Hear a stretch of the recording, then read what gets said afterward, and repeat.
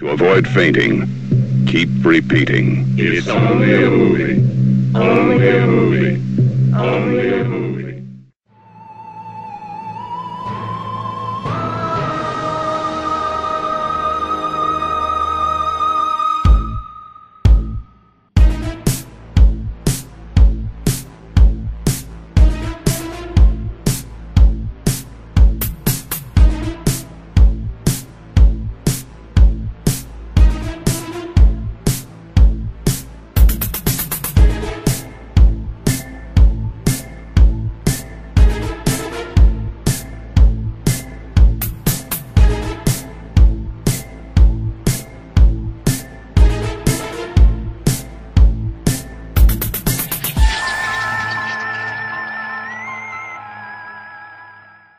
It's a good thing that nightmare is over. Deadly friends, and I consider you a deadly friend, James. and did you see that hill had eyes? Those hills definitely have some eyes. We're not on the last house on the left. But I feel sorry for those guys. We should do more transitions like that. Welcome, once again, listeners, to the Bangers and Mash Show. As always, I am your host, Mr. Bangers, a.k.a. Zach, sitting next to me, my buddy, my pal, your friend and mine, Mr. Mash. JD. This is our first director retrospective we're doing today.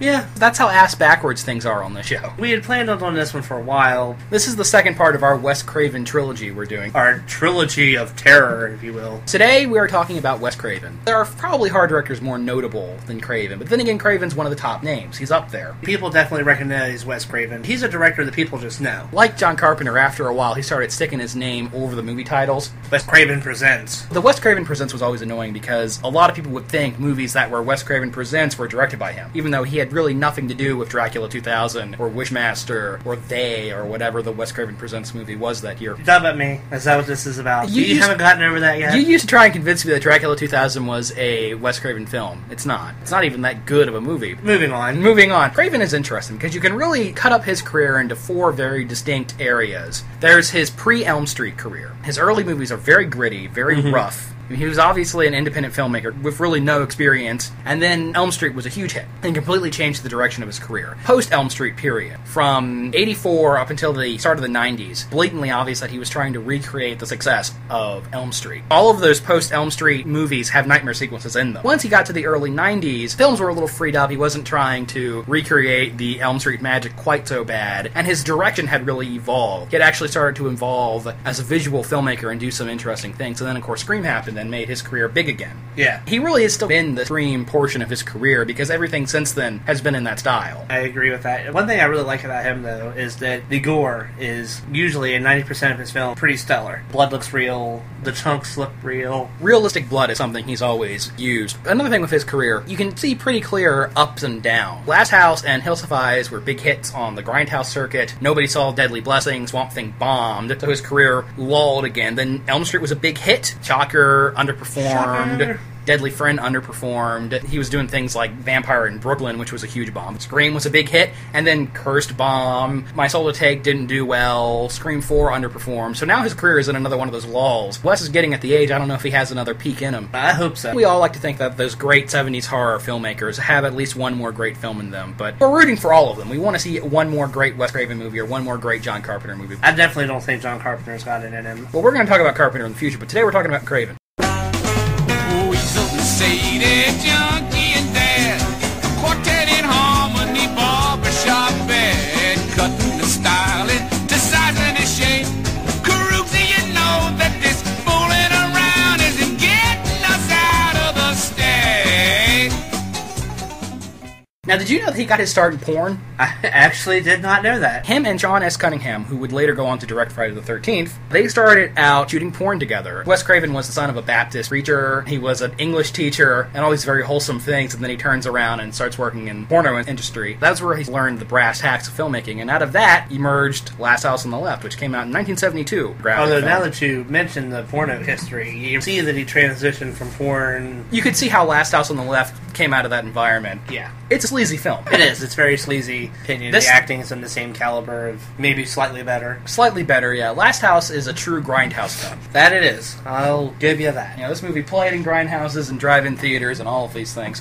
It's actually a loose remake of Ingmar Bergman's The Virgin Springs. Ingmar Bergman, very serious filmmaker, all these pretentious art films in the 50s, an unlikely remake of one of his films. Telling me is that the remake of Last House on the Left is the remake of a remake. And there have been lots of other rip-offs in the wake of this film. What's Last House on the Left about, JD? Weird people that escape from jail that like to rape and murder and rob places. This girl, Mary, it's her birthday. Her and her friend go out for a night in the town. And They make the mistake of talking to Junior, trying to score some grass. That's how they work. They ask girls, "Are you cows? Is that why you want to score some grass? Because you're cows?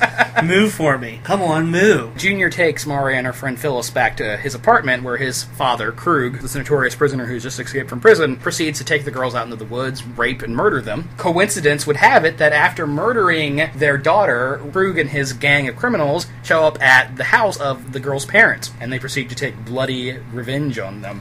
Mama bites off the dick of the one guy. And there's a chainsaw murder. Well, I want to talk about the biting the dick off. Okay, we're going to get to the biting of the dick. Technically, this is a rough film. The direction is very stiff. There's an early scene where Mary is talking to her parents and the camera doesn't move. And the editing is even worse. It cuts through dialogue, it cuts through music. The acting is actually evenly. Two actresses playing the girls, Sandra Peabody and Lucy Grantham. Sometimes they're more believable than others. Their early girl talk scenes are a little rough. They do a little better when panicked and screaming in terror. And then the actors playing the parents, my big issue with them, they seem to underplay their grief. Their reaction is muted. And the soundtrack in this movie is terrible. Oh, terrible. You want to talk about the scene where they're driving into the mountains after they've Kidnap the girls, upbeat, hippie folk song is playing. and the crazy chick is riding on the guy. The other guy is talking to the guy. Fruit's like, "Stop talking to me, man. You're messing with my rhythm." You're watching that and you're like, "Oh my god, this is a porn." This movie is very low budget, and it's very clear that the people who made the film didn't have a lot of prior experience. Music especially, it's always distracted me. And then the comic relief cops. Yeah. Oh god, the fucking You know, cops. Bulk and Skull. Exactly. You're cutting from these horrifying scenes of these girls being brutalized in the forest to the cops messing with a chicken truck. Why is this in the movie? I think it was intentional because of the time. I think it was supposed to be comic relief. It takes away. The screenwriting in general is a little awkward. Before they meet Krug, where there's a very convenient radio announcement telling you all about him and his exploits. Funny how they should walk by that at that time. The last act itself is a little contrived. The criminals just happen to stop by the same house. This isn't a dumb movie, though. It sounds like a cheap, nasty little exploitation film. If I'm watching Wes Craven's films, is he's actually a very intelligent screenwriter. I don't think I'm as big a fan of this movie as you are. There's some definite cultural issues discussed in this film. There's a lot of interesting contrasts. The girls are in the apartment right before they're kidnapped, and then you cut to the parents pinning up a very childish birthday banner for their daughter. Mom bakes a cake while Krug is attacking one of them. You cut from the first rape scene to mom and dad making out on the couch. There seems like this deliberate contrast between what's happening in the forest and what's happening back at home. I don't know if this is contrast as far as Mountain people and city people? yeah, the social standings of the different characters,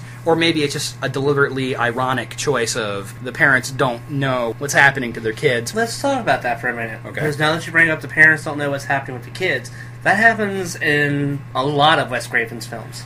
Even in Hills Have Eyes, the boy doesn't tell the mom or dad that he finds the dog gutted. In Nightmare, parents just automatically assume that the kids are making it Yeah, up. Nightmare is all about the relationship between parents and children. And Shocker, even. Dad doesn't believe his son. And Family is something that Wes Craven returns to over and over again in almost all of his films. In this one, the Collinwoods are very well-to-do. Krug and his family are not. It's sort of similar how people read Night of the Living Dead as a film about the social change in the 60s, about the new culture appearing, and in that film, literally eating the old culture. And you can read this movie in a similar light, too. It's about culture war in the post-Vietnam, post-hippie era America. And how much of the movie is about gender, because you have men abusing women, and at the end there you have the mother seducing the man and castrating him. Is there an element of gender thought in the film? Is Craven talking about that, or was he just working on an ironic level? I think that Wes Craven has a thing for strong women.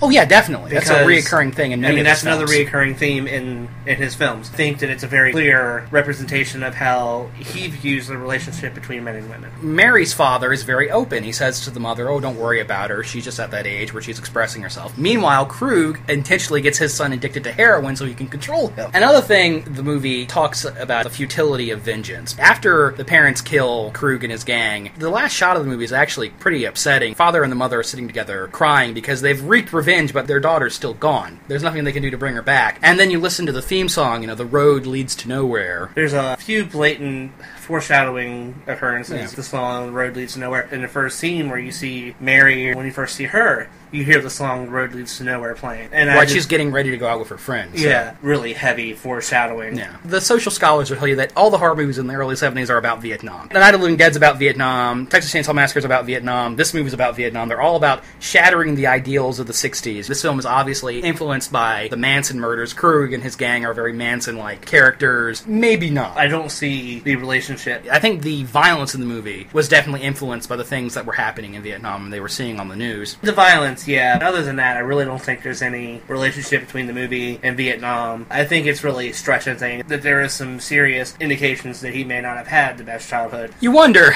there is a lot of passive aggression between children and parents in his movies, especially in Nightmare and Deadly Friend. Let's talk about the violence in Last House on the Left, because this movie was notorious for its content. It was banned in several countries, it was heavily edited, it was one of the video nasties in the UK. It's a truly horrifying film for me. There's a realism to the way it was shot. I think it was completely unintentional, or maybe it was, I don't know, but it feels like a snuff film in a lot of ways. It just feels very real and unpolished. Krug is a terrifying villain. I think the reason that this movie does get to you, because even though I'm not the biggest fan of this movie after finally getting to see it, it was still legitimately creepy, and I think the creepiness doesn't come from the gore, doesn't come from the horror, it comes from the fact that this is something that could actually happen. I think that's right there in the title. The Last House on the Left is the last title they chose out of things like Krug and Gang or Sex Crime of the Century. Last House on the Left was only chosen because it was catchy, but I actually think it unintentionally comments on the film's themes. Okay, this happened in the Last House on the Left. It happened in the house next door. It happened in your backyard. This could happen anywhere. When they were driving down the road, the house was actually on the right. Again, the title was chosen because it was catchy. David Hess is so frightening. He really is committed to making his character as despicable as possible. And the whole piss your pants scene, and then it actually shows the urine running down the girl's legs. Then to the scene where the girl gets disemboweled with a machete, and you see the spool of intestines being yanked out. It's very graphic, and Krug carves his name into the girl's chest, and she's screaming the whole time. And then the rape scene. You said the rape scene in the remake was more upsetting for you. Yeah, that really disturbed me in the remake. I think the rape scene in the original is much more disturbing because it focuses on their faces, and you just see their expressions as this thing is happening. In the original, it's more terrifying psychologically. But in the remake, it's like shock horror. Yeah, I didn't like the remake. The strength of the original relies on how gritty and realistic and unclean it unpolished. feels. And I see that. And the remake is very polished. It feels like a car commercial. But then again, a lot of horror these days. I had the same problem with the Chainsaw remake. I had a lot of problems with that movie, but that was one of them. Even if the villains are terrible people, they're still human, because after they kill the girls, and there's that really haunting scene of her slinking into the water, and the music is playing, and then she gets shot, and the music cuts out immediately. The killers themselves seem disgusted by what they've done. Yeah. They have a brief moment of regret and conscience. Krug, I feel like Krug and Sadie were shocked at what just happened. But the other guy, the one that looks like Weasel. Weasel. He looks like Joe Pesci or whatever. He's a really sleazy character. He's really sleazy, and he does not seem really disturbed. In fact, he seems a little turned on by it. That's very possible. They're all pretty sleazy, though. And apparently there were scenes that were cut out of the film. There was a girl-on-girl rape that was cut out of the film. It's probably lost now. That footage probably doesn't exist anymore. Huh. That probably would have made the movie better. The carnage of the last act feels a little functionary. The bad guys have to get punished. Especially the way Junior is dispatched, Krug taunting his own son into suicide. I have issues with that. Well, it does really feel like the writer said, oh shit, I forgot about this character, I've got to kill him off somehow. Me, personally, one thing that I did really like about the remake, Junior should have lived. And my reasoning for that is... He was another victim? He was another victim. Yeah. He should have lived and had his chance for redemption. It's been a while since I've seen it, but he does live in the remake, right? Doesn't he? Yeah, he does live in the remake, because the parents take him in. I like the uncompromising tone of the original Nobody Lives. He was ultimately the most victimized person in the movie. Perhaps, but he didn't stop it any. He didn't really make any serious attempts to stop what happened. He tries to run away with the one. No, I think you're confusing the original and the No, remake. I'm not. Did you just watch the original like last night? A few days ago. This is another Wes Craven trademark you see in this film. The improvised booby traps, which is something that he does repeatedly in his movies. And he talks about this, how he bought a book that was all about improvised weapons. Yeah. And he incorporates it into many of his films. In this one, you have the parents...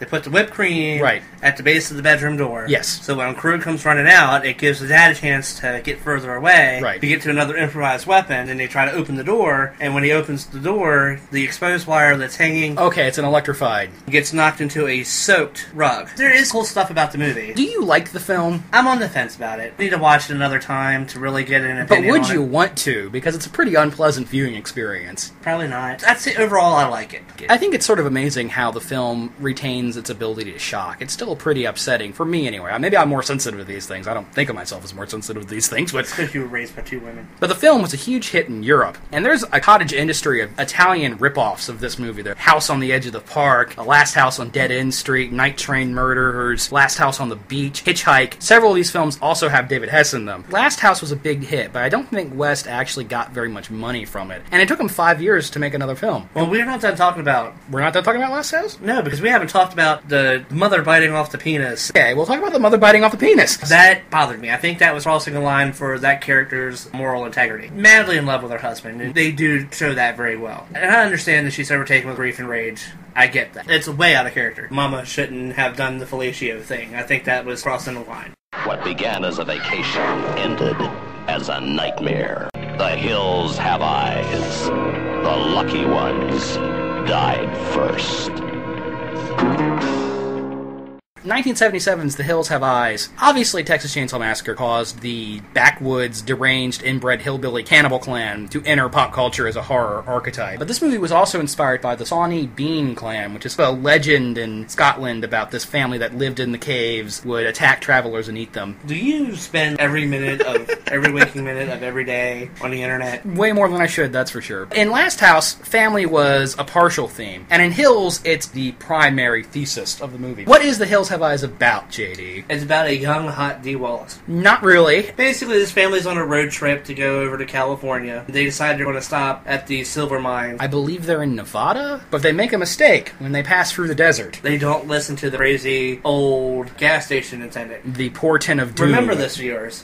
When you're on a road trip and the crazy old gas station attendant tells you not to go that way, don't go that way. Well, they don't listen and they go anyway. Their vehicle is incapacitated. Damn rabbits. And now they are stuck in the desert, unaware that there's a family living in the desert already. Inbred, cannibal family that lives out in the desert and has just been waiting for somebody like them to wander on. The major theme in this movie, as I see it, is about these two families. And there are deliberate parallels between them. Both have strong, traditional fathers and submissive mothers. Both have a young son trying to prove themselves. There's an early scene before Bob leaves the family to go look for supplies. He gives Bobby, the youngest son, a gun and says, "You're in charge while I'm gone." Meanwhile, Pluto, the youngest son in the cannibal family, is allowed to go on the raid with his older brother. There are power struggles between the parents and the children. The kids are growing up, the parents are older. Both families lose loved ones in the middle section of the film, which motivates the dad doesn't like the son-in-law. Yeah, Bob has some troubles with Doug. Wes is trying to say that the civilized people and the savages are not that different. An interesting theme for the movie. Who really is the bad guy? Who's the true savage? If you think about it for a minute, the crazies in the mountains, they have always been there. That's their home. Here come these red-blooded Americans, and they drive into their home and wreck their car in their home. They make the first move when they attack Bob and they break in. And I know this is taking it to an extreme, but if somebody was to wreck their car through your front door, would you be irate and go out there trying to attack? Oh yeah, sure, I'd be upset, but I wouldn't go in and eat their parakeet and rape their daughter. I actually love this movie. It's my favorite Wes Craven film. Oh, it's a good movie. And the thing I love about it are the characters. The characters are so great. Big Bob is lovably crotchety. After they get run off the road, and he has a little monologue about 30 years on the police force, Indians shoot arrows at me, black people, though he doesn't use that word, throw dogs at me, and the only people that come close enough to killing me are my own damn family. And he has this funny relationship with the wife. They have a very warm back and forth. There's a really great moment where, before the men go off to look for supplies, the mother requests a prayer. Doesn't Bob go, "Oh, shut up, Ethel"? Yeah, I believe that line is used once or twice. While Bob and Doug are gone, Bobby and Brenda set up a little lunch table and they talk about their history together, and they talk about their dogs, Beauty and the Beast, giant German shepherds they have. Big, beautiful dogs. Robert Houston played Bobby, and he starts out as a typical teenager, but as the situation goes on, he develops this depth. You mentioned the scene earlier, saying that he found Beauty's corpse. That's a very real scene for me. I felt like there's a lot of genuine emotion there. And what do you think of daughter, Brenda, Susan Lanier playing her? Typical teenage daughter that gets raped, you know. She spends a lot of the second half of the movie screaming. One thing that takes away from the movie for me, I understand that she's in a terrifying situation. When you get to the point of having a character in a horror film that is going so much screaming in the middle of random dialogue, it takes away from the meaning of the dialogue. It works for me. Unlike some of the performances in Last House, which were very rough, these are actually real actors here. Yeah, and more polished. Doug, Martin Spear, finding the mother's body, he shows this real grief. Ethel freaks out when she finds her husband's dead body. She starts crying about how that's not her Bob. When she's on her own deathbed dying, she has this very sweet moment. A very young Dee Wallace. This had to be one of her first films. We met, by the way. Who we've met, yeah, we have met Dee. She's always been a scream queen, hasn't she? She was kind of a babe back in the day. Yeah. Her ass really filled out those bell bottoms. Good to know. She's another tough Wes Craven female, even if she doesn't make it for much of the film. She stabs a guy in the knee. She ultimately, I think, keeps the baby from getting killed. They wanted to eat that baby, that's for sure.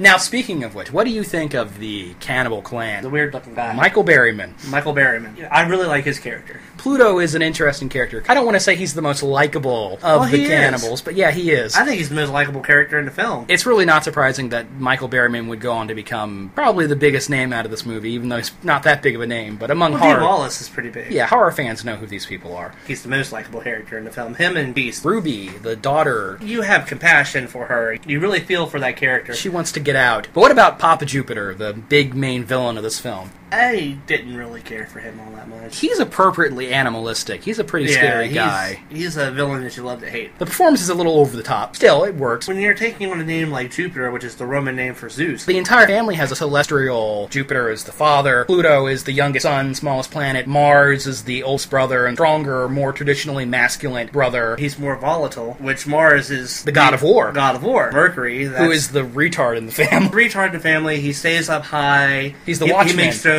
Except for Ruby, and that's another sign about her rejecting her own family. Yes. There's a lot of Olympian or symbolism. I didn't think about that, but it doesn't surprise me that you did. I'm in deep.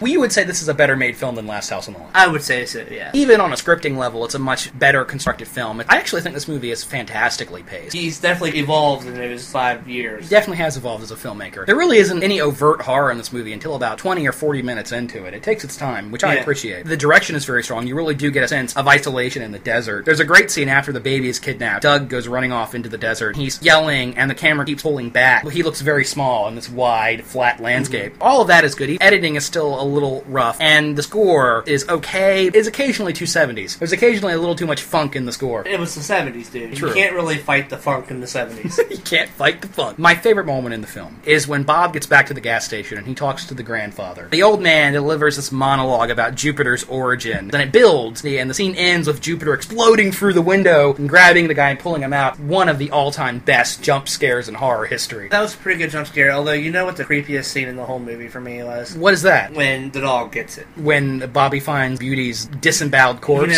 No, not the dog. Why does the dog have to die? So Bobby can advance as a character. It'd be a totally different movie if the dog didn't die. Exactly! If the dogs had lived, they would have been warned and they would have gotten out of there and there would have been a movie at all. Jupiter gets a great intro, and so does Pluto. Doug and Dee Wallace's character are in the car together, making love, which seems a little... Your mom and dad are, like, right there. The camera pans up, and there's Pluto right outside of the vehicle, siphoning gas. When you first see Michael Berryman, he has a distinctive appearance. Certainly. Yes, he does. Home invasion scene is so incredibly intense, because Mars marches into the trailer, and he's squishing ground beef between his fingers, and he has milk running down his face. He eats the canary. Bob and they're crucified. To the Joshua tree. Set ablaze. Great death scene, by the way. If I had to die... Fire is like the most painful way to go. I know, but I mean... Go up in a literal blaze of glory? Yeah. The sexual assault in this film is not as graphic as it was in Last House. The camera does cut away, but it's still a pretty upsetting scene. Pluto's trying to make a move on Brenda, and Mars throws him aside and says, "This ain't for you, boy." Michael Berryman goes nuts and destroys the kitchen with the hatchet. The home invasion scene, it really escalates. Bob gets set on fire, Dee Wallace gets shot, the mother gets shot, the baby is kidnapped, and the scene builds and builds and builds until Mars drags Brenda out of the trailer by the hair, puts the gun in her mouth, the music is building, and then he pulls the trigger and click! The gun is empty. That's a wonderfully orchestrated sequence. It's definitely a great horror movie. And it's a gruesome film, too, when you have close-ups on torn out Achilles tendons and people getting fingers shoved in bloody wounds. It's pretty a violent film, for certain. Is The Hills Have Eyes a slasher movie? No. A lot of the trademarks of the slasher genre are present here. You have an evil detecting dog. As soon as they get in the desert, Beauty loses her mind and starts barking. They can't get a hold of anybody because the iron in the hills prevents the radio from going out, which is the 70s version of, oh, my cell phone has no signal. I can't get a signal out here. A young couple who are so into each other that they don't realize that the killer is nearby. I feel like this is enough to qualify as a proto-slasher, if you will. I beg to differ. But I feel like this movie was definitely an influence on the slasher films that would come out just a few years after. Like you said, it does have the element, but I think it is more so an invasion horror, family horror film. Yeah. To me, it's not slasher. When I think of slasher, I think of... One guy in a mask with a knife? Well, there's that. You have one person doing all the killing. It really surprises me how much debate there is over what classifies as a slasher film. This is something horror fans are constantly arguing about. I feel like a slasher film needs to be one person. What about Wrong Turn? Is Wrong Turn a slasher film? Wrong Turn is hillbilly horror. Is this hillbilly horror? What's the desert equivalent of a hillbilly? Inbred horror. We'll just say inbred horror. Inbred horror, okay. Anyway, some people look at The Hills Have Eyes and say it's campy. Do you think this is a campy movie? There's some elements of camp. The fashion is really badly dated. You can't film a movie in the 70s and expect them to have fashion that carries through 20 years. Oh yeah, obviously. You notice it. Doug has a porno stash, full on. Both of the boys are wearing the 70s short shorts. They're bell-bottoms. Some people do look at the fashion and laugh. That's the fashion of the time. The camp elements are the relationship between the family in the beginning. I think that's very natural. It's a little bit campy. Leave it to be very campy. I feel like that stuff is very natural. I actually really like that stuff. But what about the dog? Is Beast too smart? So the dog is able to take revenge. He actually kills somebody. It is proven that dogs can hold a grudge for a week. I don't know. Well, okay, but he pushes a guy off a cliff, and then he takes Mercury's walkie-talkie and carries it back to the trailer. This is some Rin Tin Tin shit here. German Shepherds are very smart dogs. I feel like that maybe pushes it a little over the top. The walkie-talkie, yes. But I think the revenge stuff is very plausible. Okay, who would win in a fight between Beast and Cujo? Beast. Glad we settled that. Cujo never goes for the throat. Something else I talked about in Last House, how it was an attack on polite society, and this movie carries that on. There's a really great scene where Jupiter is delivering this monologue to Bob's decapitated head, chewing on a piece of him, has these lines about, I'm gonna watch your world crumble, I'm gonna eat your kids, I'm gonna eat your kids' kids! That's a great moment. Originally, this movie had a more upbeat ending. Originally, it was gonna end with Doug and Ruby save the baby, and they accept her into the family. It was gonna be a very upbeat ending. But instead, the ending we got, not so much so. The Carters prevail. Jupiter's brood is decimated. I really love the sequence at the end where Bobby and Brenda are fighting Jupiter. Again, improvised weaponry in that one. This movie takes that to a whole nother level. The winch on the car tire, the matches underneath the door, that stuff is all cool. Yeah. But instead of that upbeat ending, you have the movie literally fading to blood red as Doug stabs Mars to death, putting a not too subtle point upon the concept of there's a savage in all of us. Maintain, how do we really determine who the good guys were in the film? The cannibals were definitely the aggressors. They were the aggressors, yes. But if you think about it, the Carters were the home invaders. If you twist it around enough, you can actually prove that in reality, the Jupiter clan is more so the good guys in this film. I don't know if I'd use the word good guys. Or victims. They're just reacting how they know how. That's a sign of a good film. This movie has layers. It's not simple. Now, there was a sequel to this movie. JD hasn't seen it. I'm going to talk about it briefly. It was made in the period between Swamp Thing bombing before Elm Street made him commercially viable again. About half of the movie is flashbacks to the first film. Even the dog has a flashback. Beast is back. Our German Shepherds are big dogs. There was like 8 years between movies, and can he be that spry? I don't know. If Part 1 was early examples of many of the slasher stereotypes, Hills Have Eyes Part 2 from 1984 is a blatant slasher film. There's a bunch of annoying characters, prankster characters that you see in all the 80s slasher movies. He's terrible. There's cliched black man. The one interesting thing the film does is that the final girl is blind. Now that could have been interesting. However, the main villain in the film is the Reaper, which is Papa Jupiter's brother, which makes no sense. I don't know how you could have a brother at all. Apparently he has an older brother. It doesn't really settle a lot for the villain's competence when a blind girl can get away from him, which happens repeatedly. Michael Berryman is back. Pluto is back somehow.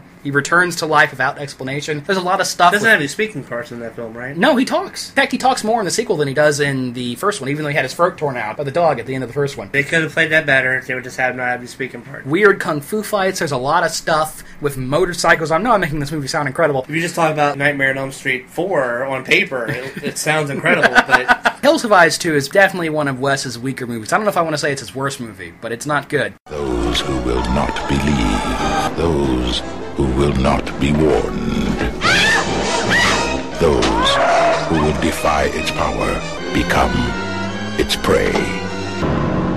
Deadly blessing.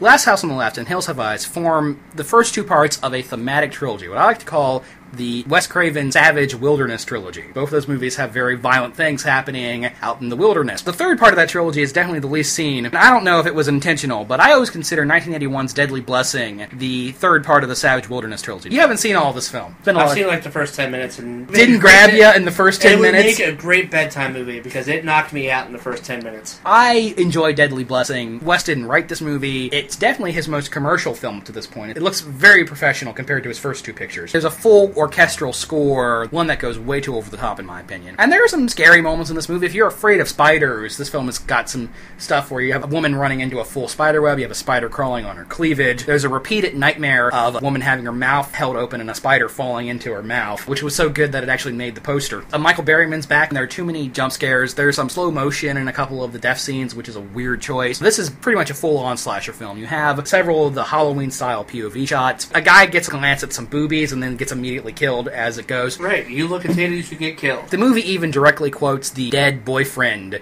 urban legend. A couple making out in a car, the guy hears a noise, steps outside, and gets killed. Deadly Blessing is an interesting film in Wes Craven's filmography because it is a prototype for Nightmare. There are several nightmare sequences. There's a scene where the killer sneaks into the house while the girl's in the bathtub, slips a snake into the bathtub with the girl. Exact same shot from Nightmare of dancing in the bathtub is used in this film. Craven ripped himself off. You have girls talking about their nightmares, talking about a strange, threatening man in their nightmares, so this is a prototype for A Nightmare on Elm Street. Sharon Stone is in the movie. Her performance is very bad. As is most of her films. Her character is half of the movie screaming, and unlike Hills, it's incredibly annoying. There's the third girl in the film, Susan Bruckner. Her character is very likable. She has a romance with the one Amish guy. Ernest Borgnine has a great role as the leader of the Hittite Amish community. I'm a Borgnine fan. I'm a Borgnine bro. Controls his community through religious prosecution and threats of violence, and can turn on a dime from nice to judgmental. The movie is slow. I understand what you say. It doesn't really start rolling until about 20 minutes. The reveal of who's doing the killings is a lame plot twist that comes out of nowhere. Doesn't provide a satisfying motive. Doesn't really add anything to the movie. The screenplay misuses the term incubus repeatedly. They keep calling the women in the movie incubus. Incubus is a male demon. In that first 5 minutes when that guy's kind of, she's an incubus. Stay away from her. That's Michael Berryman yelling, incubus, incubus, incubus. Yeah. But you do need to watch the movie all the way to the end because the closing jump scare is incredible. It makes absolutely no sense, but you will not see it coming. That's the best thing about Deadly Blessing is the ending. You're not going to see... Craven's good for that final jump scare. Deadly Blessing, I don't know if it's underrated. It might be worth seeking out. It just got a really good release from Shout Factory earlier in the year. Check it out if you haven't seen it, especially if you're a Craven fan. In the late 70s, early 80s, Wes Craven did a series of TV movies, and they're all terrible. So I'm going to sum up each of his 3 TV films in as few words as possible. Summer of Fear, 1978.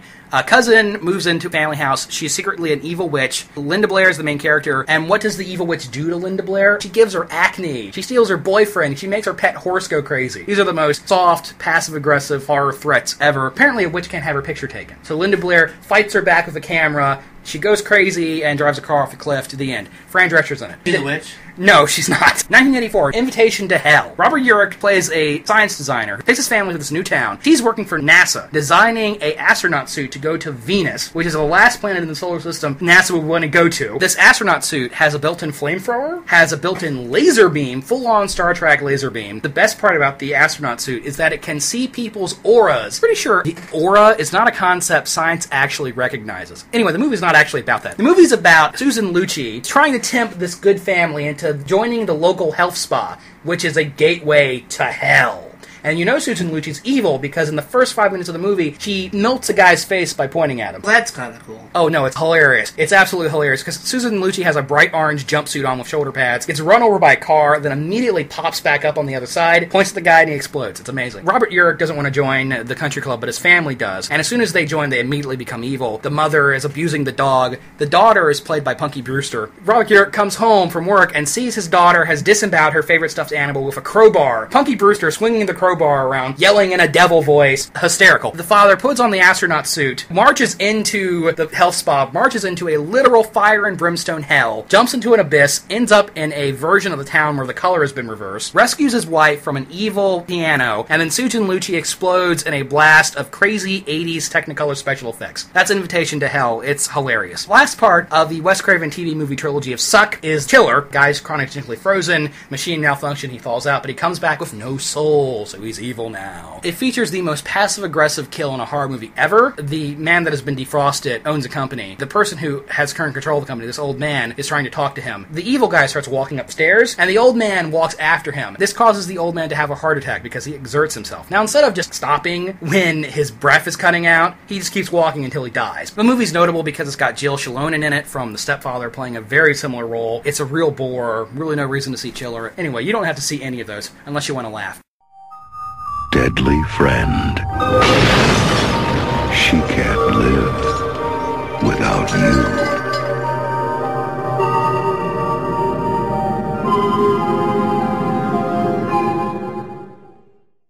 Obviously, Nightmare on Elm Street was an important turning point in Wes's career. It was his biggest hit up to that point, defined him as a horror filmmaker. So now you're entering the post-Elm Street part of his career, where he's intentionally trying to recreate that success. And the first movie to come out of that period was 1986's Deadly Friend. Now, what are your thoughts on Deadly Friend, JD?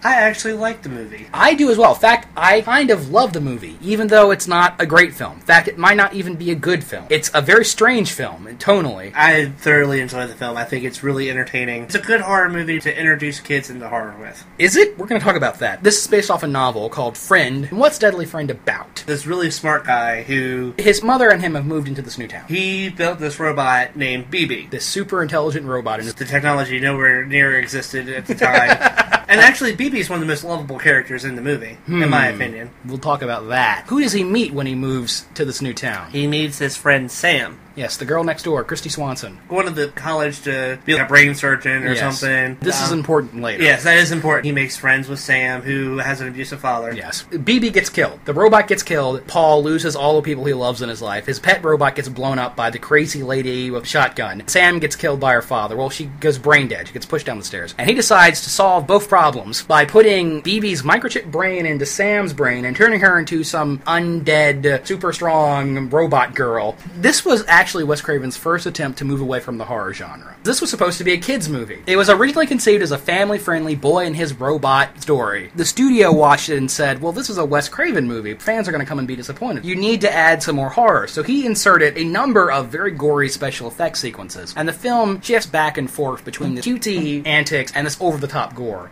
And that is the movie's main problem. It is tonally all over the place. It's still a decent horror movie to introduce kids into horror. Okay. Yes. What is the worst part that happens in the movie? The basketball through the head. An exploding head. Yeah, that's bad. The film is very campy. For me, the character of BB, the robot, just pushes a suspension of disbelief too far. We're to believe that this teenage boy invented artificial intelligence in his garage. But he's supposed to be super smart. You said it yourself. The technology did not exist. It's silly. It's silly. It wouldn't be as silly if BB didn't do things like he talks, he has his own language, he throws a piano around when they're moving into the house. The design is really overly cute, especially when the robot is supposed to be threatening. Crushes the bully's balls in one scene. He looks so adorable, how can you take him seriously? The wacky robot shenanigans contrast very badly with the theme of child abuse, which is a pretty serious thing. Let's talk about that a little. Sam is being abused physically, beaten by her father, and maybe sexually abused? It's implied. Yeah. There's that first nightmare where she's laying in bed and her dad is hovering. Disturbing subject matter. Then you have the robot doing funny stuff. The harder horror elements that were inserted at the studio's insistence are so obviously inserted. They have nothing to do with the rest of the movie. That opening scare where the guy is trying to break into the car and you have the POV from the robot. The nightmares are really badly inserted, so blatantly. They have nothing to do with the rest of the film. Nightmare on Elm Street was successful. Do that again.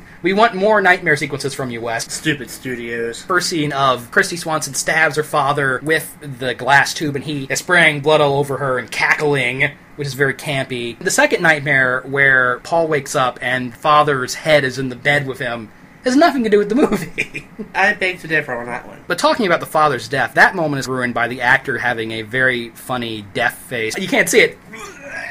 Let's talk about the exploding head. The only thing anybody remembers about this movie is the exploding head. Taken on its own, the scene has a very slow build-up. The old woman who's played by Anne Ramsey from The Goonies and Fro Mama from The Train, playing the exact same character she played in those films. Hideously, cartoonishly, terrible old woman. She looks in the window and sees a girl who's supposed to be dead. And you see the gate is creaking and the wind. The door slowly creaks open. The basketball bounces into the scene. Okay, but that's cool. Yeah, I like it. The build-up is great. It all pays off in this crazy effect of a woman getting her head smashed with a basketball. The gore is out of control, and it's obviously a special effect. The scene encapsulates all of the movie's tonal problems perfectly, and yet taken on its own, it's amazing. This is an iconic moment of wacky, crazy 80s gore. It could only happen in the 80s. You wouldn't see somebody getting their head smashed with a basketball in a movie today. It's awesome. It's another good example of the tonal issues that, in my opinion, are really problematic for the movie. Now, what about the performances in this movie? What do you think of the main guy that played Paul? He was a typical 80s hero. He looks a lot older. I think the characters are supposed to be about 14 or 15 or 16 years old. In the book, the characters were in the 12 to 14 range. He looks way too old, though, is the point. The actor's name is Matthew Beto. I have no idea how to say this name. The guy that played the main guy on Paul. this was actually in Little House on the Prairie. I have no idea. Well, we'll have to look that up. Underplays it in some regards. He doesn't show very much grief when Sam dies, and then when he successfully resurrects her, he doesn't show a lot of excitement about that. When BB dies, he just has this over-the-top wail of agony, and the scene is very melodramatic because the robot is sparking and exploding in slow motion. But Kristy Swanson is great. First off, she's lovely, obviously. She's a very beautiful girl. She has this naturalistic charm that really is perfect for the part. The girl next door. That's exactly what she's playing, and she does it perfectly. She has these really expressive eyes, which become very important later on in the movie, where her character loses the ability to speak. There's one scene right after BB/Sam has murdered somebody, and she comes back to the house in the middle of the night. Paul's chastising her. She is rubbing her face up against his shirt tail and looking up at him with these big puppy dog eyes, and she's just adorable. You want to hug her. Kristy Swanson actually can act. You know, the two teens have a very strong chemistry, and I think it's mostly because of her. The guy doesn't really work with it, but she does. It's a wonderful moment where she walks over to his place. She has a bloody nose because her father just got done beating her. Paul's upset, but Sam just kind of shrugs it off. She's used to it. And later on, Paul and his mother invite her over for Thanksgiving. And it's a little moment, but it shows this connection between them, and it's very warm and very sweet. This very pure love that I just find very enchanting. A moment that's very small, and I might be reading into this, but it's this little moment after Sam has been turned into a zombie robot. They're sitting on the bed, and they're looking at each other, and they're not touching. Feel this desire between them. Everything about teenage angst. You want to touch, but you can't. Romantic longing between them is very touching. I don't think you are reading more into it. More and more of Sam comes out, and you see her look at pictures of her Yes, and that's Paul, a good moment. And they really seem to go with the whole love is going to bring Sam back. That should have been focused on more. I feel It should have been. Far too much of that relationship is glossed over. The film would be stronger if that was given a little more focus. And maybe in the original cut it was. I don't know. It probably was. You really see it in some parts. At the end, when she's running from the cops and they get back to his house. Oh, there's that beautiful moment where after she gets shot and Paul is cradling her dead body. That's so longing and... They needed to hit on that a little more, I agree. Agreed. Another problem with the movie is that most of the characters in the script are a little thin. Like, Sam's father is obviously evil. He has no remorse about injuring his daughter, and he's very cartoonish, and that's a problem. But this was intended to be a kid's film at first. Sure, but I don't feel like just because it's a kid's movie, the characters should be thin and be underwritten like that. It was the 80s, dude. Especially when they're dealing with a very heady theme like child abuse. Paul has another friend, another boy that lives in the town that he befriends. That subplot doesn't really go anywhere. He helps him get Sam out of the hospital. And I feel like that hospital sequence is way too lighthearted for what's happening. It's very madcap, and I feel like that was inappropriate. What about that final scene? Oh, the jump scare at the end? I hate Yeah. that scene.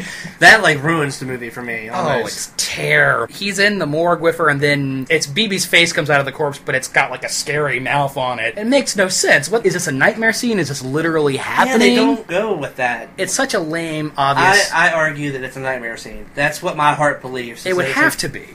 It's the only thing that makes any sense. How else could a fucking robot skeleton come out of a... Obviously put in there as one last scare. And it's really lame. And that's another problem with the movie. Microchips can do anything! In the 80s. Kristy Swan's performance is very good. When the microchip is in her brain, she becomes part Sam, part BB. She moves in this robotic fashion. When it's just on her face and you see her motionless facial expressions, that works. Her doing the stiff robot movements with her arms, hands is really silly. Her leaping through windows and lifting grown men over her head, it's a little over the top. But overall, the movie's enjoyable. The thing with this movie is, I keep returning to it. Every time I watch it, I see these problems and I comment to myself, the tonal shifts in the movie is problematic, and yet I keep rewatching it because something about it obviously catches my attention, and I honestly feel I think there's two good reasons. What are those two good reasons? Left and right. I mean, I don't know, maybe. This is a horror movie that would prosper from a remake. Yeah. These themes of teen romance and child abuse and family, once again, family. And especially in the Twilight era, I feel like this Seriously. would be a great film for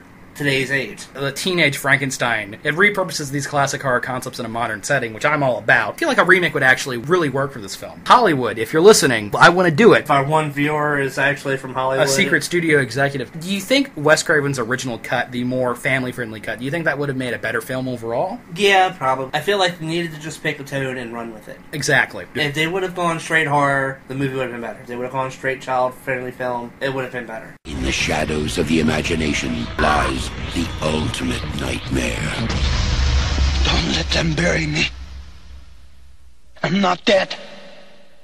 This next film is another example where It's so obvious that he got this job because of Elm Street. The Serpent and the Rainbow from 1988. This movie got shown on cable a lot when we were in high school. It was one of those things that AMC showed a lot at one point. I watched it at the time, and I wasn't really all that impressed with it. When you first saw this movie, did it scare you? Did it impress you in any way? It's really slow. There are some cool things. You start to question yourself, well, are these really zombies? What's going on? Big-ass nail through the penis. That got me. I think Wes Craven has some penis issues. Testicular trauma seems to be a recurring theme in his films. I was never really impressed with Serpent and the Rainbow, but over the last decade, it's had this critical reevaluation. And the movie started showing up on a lot of lists, scariest movie moments and things like that. This is loosely based on a true story. Yes. Based on a nonfiction book by the same name by a guy named Wade Davis, the film directly adapts the story of Clervius Narcisse, which is this man who claims he was buried alive and zombified. It's really more of an urban legend at this point. Most of the truth of what actually happened seems to have been intentionally misrepresented. This is a movie that Wes Craven got because of A Nightmare on Elm Street, because this film's selling point are nightmares and hallucinations, and that's the best moments in the movie, without doubt. Yes. Bill Paxton, is it Bill Pullman or Bill Paxton? It's Bill Pullman. It's Bill Pullman. I purposely keep those two names in my head at all times because I know you always get them mixed up. Always confusing Bill Pullman and Bill Paxton. Early in the film, he's pulled into the ground by arms. There's a really creepy moment where he has a nightmare about a corpse in a wedding dress slowly walking towards him. That's really creepy. The centerpiece of the film, and the scene I think everybody remembers about the movie, is a nightmare where he wakes up and he sees a ship that's on fire slowly approaching over the water. The room around him turns into a coffin, and then the coffin slowly fills with blood. Those moments are freaky. That's a very claustrophobic moment in general. If you have any fear of being buried alive, this is probably a movie you want to avoid. And you mentioned the nail in the penis. 12-inch nail that he got drove through his penis? Yeah. Bill Pullman is in Haiti. He's working for a medicine company trying to find this mythical zombie dust, and he runs afoul of the local government there, the crazy fascist government that was in Haiti at the time. The bad guy of the film, who's both an evil voodoo sorcerer and an interrogation master for the government. Bill Pullman is tied to a chair, his pants are pulled down, but the camera is focusing on his face as the bad guy's behind him, picking out this hammer and these nails and these knives, and it's like, oh man, what's gonna happen? Something bad's gonna happen. The actual testicular trauma is kept off screen. It's a very discomforting scene. When he holds the nail out and hammers it in, yeah, the guys in the audience are gonna squirm. I squirmed when I saw it. Yeah, it's unpleasant. That was an asshole clencher right there.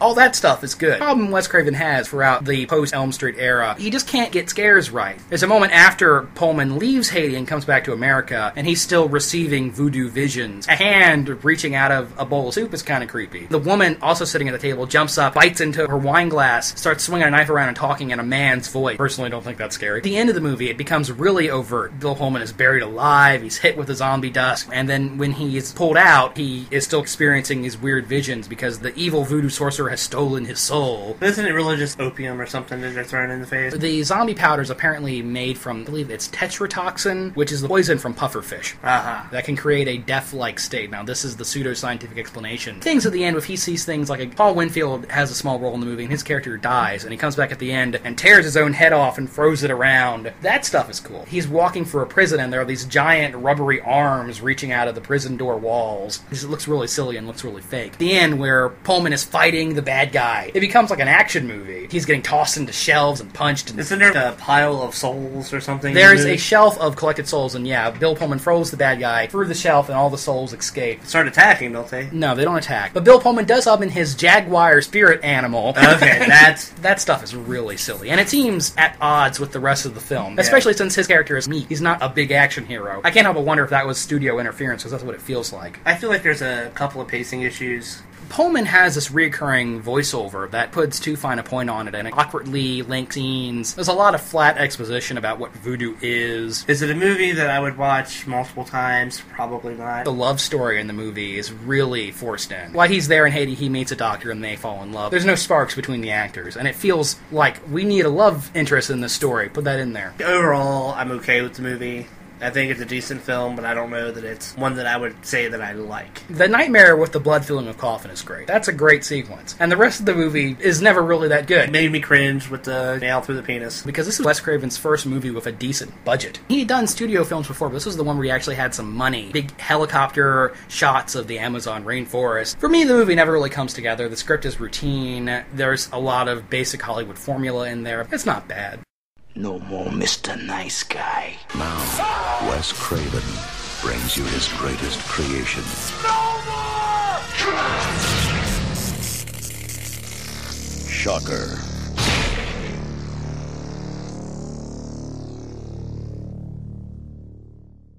1989, Wes Craven and Universal Studios collaborated to intentionally create the next Freddy Krueger. And the result of that was Shocker. Shocker! Shocker! Plot is reminiscent of Elm Street. It's so blatantly an Elm Street ripoff. You have a serial killer terrorizing this town. Instead of targeting kids, he targets whole families. The lead character gets psychic dreams of the killer. The lead character, Jonathan, is a football player. His family is murdered by Horace Pinker. Pinker murders his girlfriend. And in jail, he sells his soul to the devil, is transformed into a being made of electricity that can possess people and possess electronic equipment. Jonathan is also aided by the ghost of his dead girlfriend. Now, does any of that sound familiar? No, not at all. Yeah, serial killer after death is resurrected into more powerful being. Dead girl comes back as a warning. Wonder if that was inspired by another film. Now, I've mentioned the tonal shifts in Wes's other movies, and this is another great example of a movie trying to be two different things. The first half is a horror film. Pretty strictly horror. An effective horror film. People are getting killed, and there's blood smeared on white walls and blood pooling out from underneath of doors. There's a sequence where the police go to Horace Pinker's television repair shop. And he's hiding behind walls. That's cool. That stuff works. Now, Mitch Pileggi, who plays the killer, he's a nasty, mean-spirited guy. Throat slashing and stabbing in that first half. Then, when he's in prison, in his prison cell, he's set up a little shrine, and a pair of talking lips come out of the television and zap him with electricity. And that is the first sign that Shocker is not what it appears to be. That is the first sign that shit's gonna go ape shit. Things are about to get silly. Shit just got real. Biting off people's fingers and saying things like, tastes like chicken.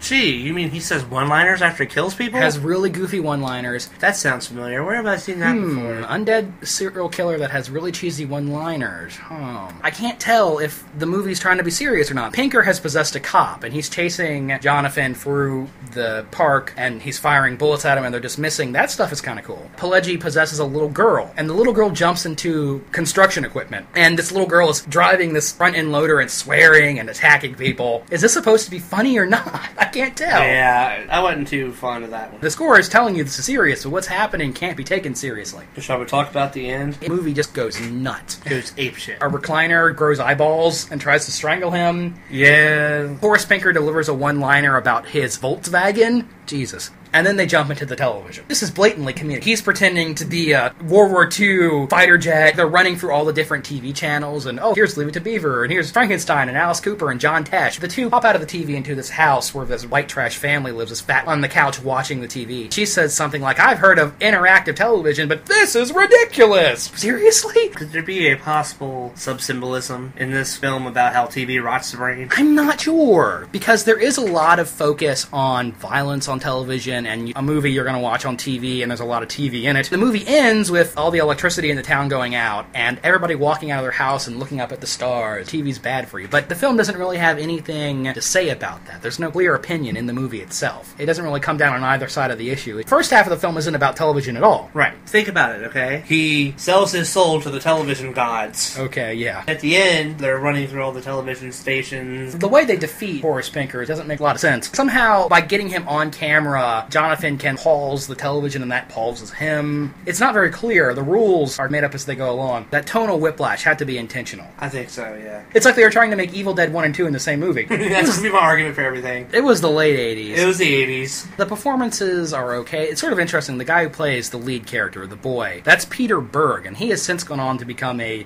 director. He directed Hancock and Battleship.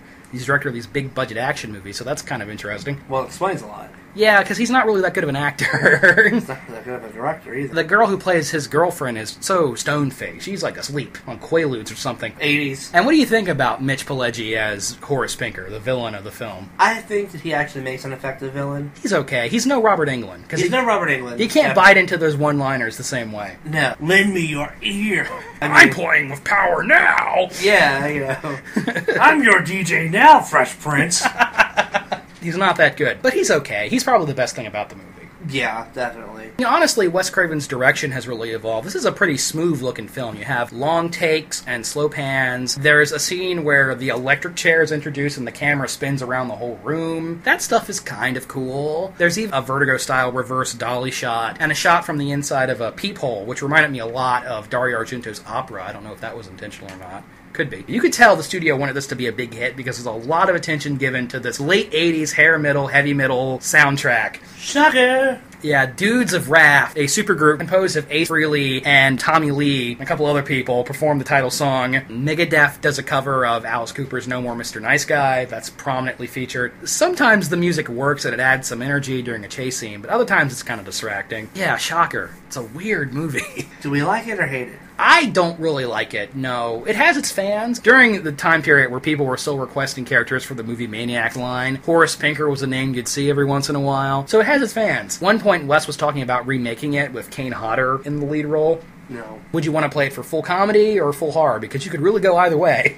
And this is another movie with several nightmare sequences and dream sequences in it, too. Yeah, addresses the mommy and daddy issues. Yeah, the killer is actually the lead boy's father, somehow. He's adopted. Yeah, the adopted dad, who is the father. Police chief. He doesn't believe that his son is having psychic vision. Straight out of Elm Street. It's so blatant. And obviously the movie did not spawn the next franchise. There's no Shocker 2. There was no Shocker Part 2. There's no Electro Shocker. Shocker 2 Electric Boogaloo, which would actually be an appropriate title for it. Yes. In every neighborhood, there is one house that adults whisper about, and children cross the street to avoid. Now, Wes Craven, creator of A Nightmare on Elm Street, takes you inside. This post-Elm Street pre-Scream period is pretty awkward. None of Wes's films in this era are really good, except for 1991's The People Under the Stairs. Now, I'd seen this movie many years ago and rewatched it for the podcast, and I was surprised at how much I enjoyed this film. I liked it a whole bunch. I, unfortunately, did not get to rewatch it for this podcast, so I'll have to try and go from memory. You're going to be hearing a lot of me talking then. Oh, so what else is new? Yeah, even when I know a lot about the movie, we still hear a lot of you talking. Yeah, I'm verbose. I like the movie because it sets up its premise very quickly. You have a family living in the slums of L.A. The youngest boy, he looks to be about 13. His sister is pregnant. His mother is dying of cancer. Everybody in the town is being evicted. They live in a crack house, basically. His nickname is Fool. His sister is into tarot cards. Refers to him as the Fool. And if you know anything about tarot, the Fool is the zero card. It's not in the sense of somebody who is foolish, but it's somebody who doesn't know better. It's a character at the beginning of his journey. A boy before he becomes a man. And as somebody who's interested in the symbolic importance of tarot, that's intriguing to me. And that's archetypal, and so is the general premise, because Vig Rhames' character walks in and says, landlords have these gold coins in their house. So the film is a treasure hunt, really. Yes. They break into the house, and it's owned by these two crazy people, brother and sister, who refer to each other as mommy and daddy, and they kidnap children, and the house is full of They have sex with each other, too, don't they? It's heavily implied that there's some sort of incest going on here. And the house is full of these booby traps, and it basically becomes this really dark adventure picture. Talked before about how there's a social commentary in all of Wes's films up to this point. But this is the first time he's really moving into overt political commentary. The first time we meet the villains of the film, mommy and daddy, they're eating some sort of animal. The rich are eating the poor. They're living off of the poor. These people are sucking all of the resources out of the community into this giant mansion they live in. At one point, mommy drops the line, it's as if we are the prisoners and the criminals roam free. And that's the same kind of right-wing rhetoric that's still being used today. Oh, the rich are being taken advantage of by the poor. That kind of Anne Rind bullshit. Not only are they draining the community of all its resources and having people live in squalor, but they literally have people locked up in their basement. Unfortunates living underneath of them. Final shot of the house exploding and money raining all over the ghetto. Blatant wish fulfillment. Even some people have pointed out that the daddy character looks a lot like Ronald Reagan. He does. Definitely a political film. Really more about Craven's continued interest in the concept of the family unit. Mommy and daddy and this little girl. You feel really sorry for this little girl that they've abducted and they're trying to raise this Ruby-esque character. Yeah, they're basically the nuclear family from hell. This really twisted version of the Believe It to Beaver 1950s idealism. Call each other mommy and daddy, and the woman cooks and the father smokes a pipe and has a shotgun. But at the same time, there's a lot of weird stuff going on in that house. They're simultaneously asexual. They never seem to make any movement towards each other. There's no kissing or anything. And yet, daddy puts on this full-body gimp suit several times throughout there's really no explanation for it. It's just in there. It's strange. And aren't they not as religious as people like that could? Don't they like do some Bible speak and stuff? Even though the father is dressed up in this leather gimp suit, he's yelling at their daughter, who looks like 10 years old. Oh, you're a harlot. Let him in. You invited him in. Typical religious hypocrisy. And so is this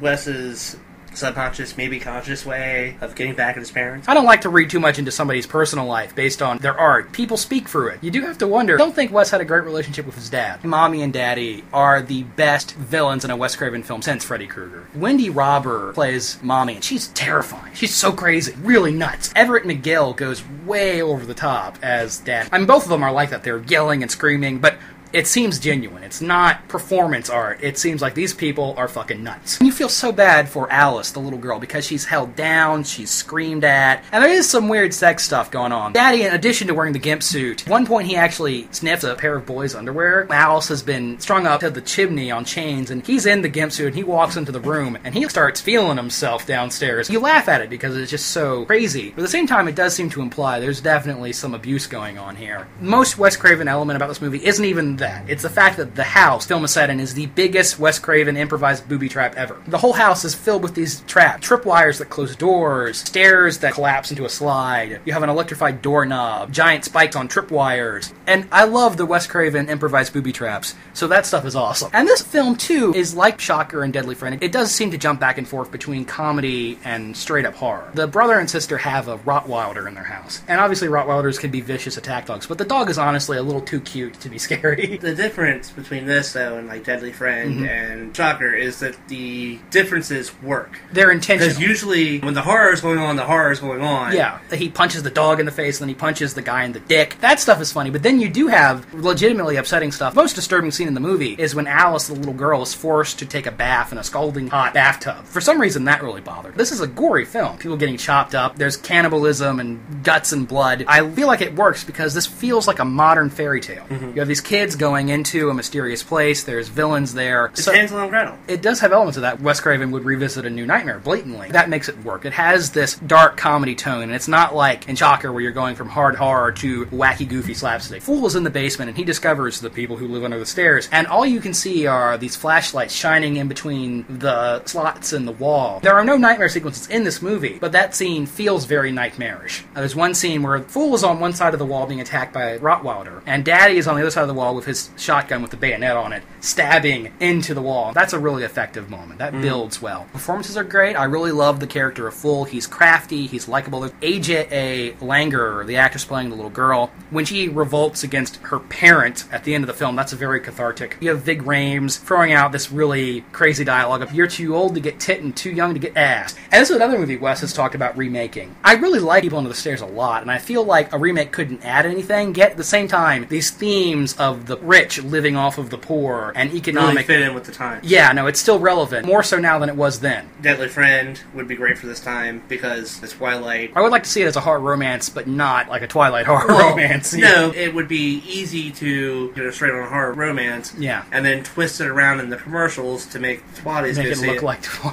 I have my ideas for a Deadly Friend remake, so no one touch it. And then this one would do really well for this time. If you took the same premise of the rich abusing the poor and made a very different film out of it, I think that would be great. There are other films Wes has done since then. He did Vampire in Brooklyn, which, let's not discuss that. We already talked about New Nightmare. Scream happened, which was a huge hit, reinvented his career. There was that Music of the Heart in there, his attempt at mainstream critical acceptance. Not a great film. I have a lot of problems with that movie, but Meryl Streep did get an Oscar nomination for it. But then again, Meryl Streep gets an Oscar nomination every time she farts. He has done some films since then. Red Eye was another attempt to move away from horror. It was more of a thriller. I haven't seen it in a few years, but I remember it being okay. I remember it being not bad. Yeah. Cillian Murphy was good as the villain, where the girl stabs him in the throat with a pin, and he spends the last half of the movie with kind of a makeshift tracheotomy going on. My Soul to Take, I think, was supposed to be his big return to horror. It wasn't a well-received film. In fact, a lot of people really hated that movie. Truth be told, I kind of liked it.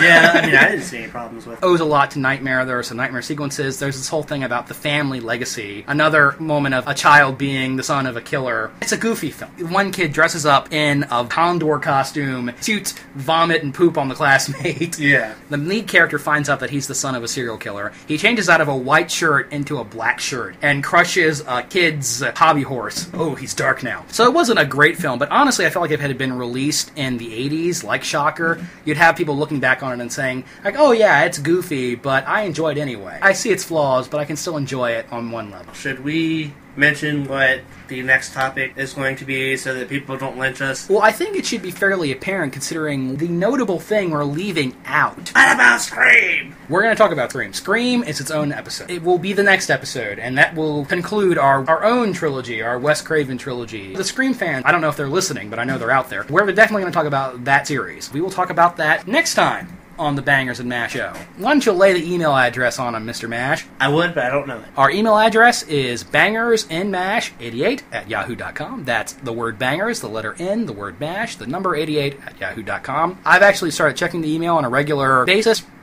Nothing. We've got a Facebook page. The vote is allowed on the Wiener Skull. Please, if you're out there, let us know what you think about the Wiener Skull. And please, side with me. Yay! I know you listen to the podcast. Yay or nay? Talk about the Wiener Skull. Yay or nay on the Wiener Skull. And if you want to comment on the YouTube feed, certainly feel free to. Subscribe if you want to. No pressure. So, how do we wrap up the Wes Craven show? Well, I'd say that some of these movies were definitely a shocker.